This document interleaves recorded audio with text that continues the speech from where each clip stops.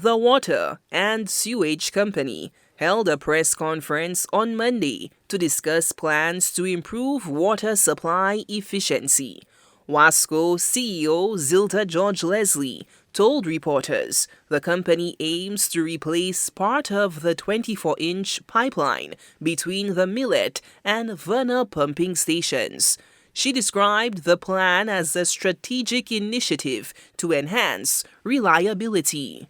The water supply is very compromised at this time because the pipeline, which is the main transmission pipeline, is compromised. That pipeline, and I think we need to give you a little bit of history, that pipeline goes way back. It was designed sometime in 1978, which is some 46 years ago.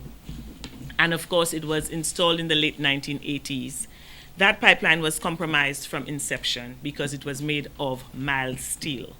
Mild steel has deteriorated over time because of the type of material and the type of soil type that we had back then.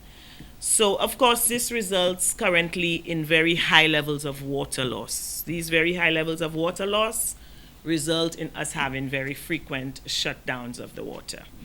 We will get to that at a later stage because these pipelines, of course, have to be repaired so that we can provide the customers with that supply of water.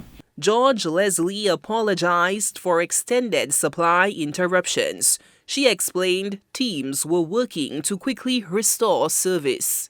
What we need to realize is that when this section of the network is down, it has to be brought offline for a number of reasons, of course, for repairs and maintenance. Like I said before, we have quite a few customers who are dissatisfied, which is what we're faced with currently. Those dissatisfied customers is not the entire north, but it is areas like Piat, Degazon, we have Montsepan, we have Cap Estate, we have Beauséjour, we have Kaimajé. So, and if you would follow me a bit, you would realize that all of those persons are at high elevations.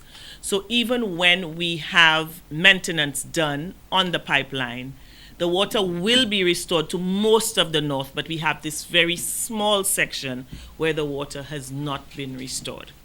The existing 24-inch mild steel transmission pipeline between Millet and the Gravity Junction is approximately 5 kilometers long.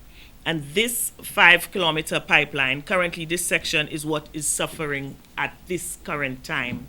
Wasco says it intends to replace a section of raw water pipeline between two pumping stations.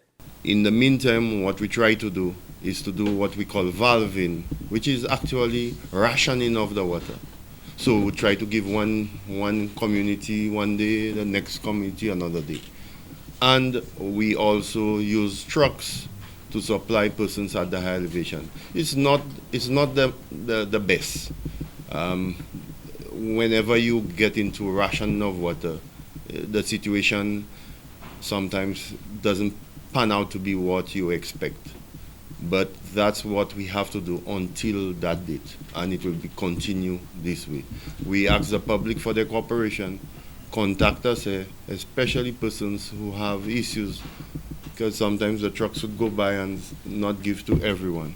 We have persons on the ground, but we need the help of the public also to identify these hotspots where we have these issues. That's the most we can say. Until the shutdown, we are actually very clear on the fact that after we have repaired these leaks, things will improve. The public has grown frustrated with Wasco's service, complaining of water shortages. I mean, I live in an elevated area, and I can tell you, throughout the community, not just where I am, but lower down, all you hear when you call in Wasco, they're not answering the phone, the customer service is not the best, and there's a lot to be desired. That's all.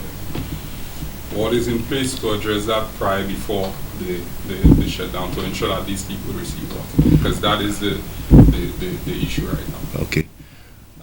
As I already mentioned, what we're going to do, we're going to intensify the trucking and valving operations.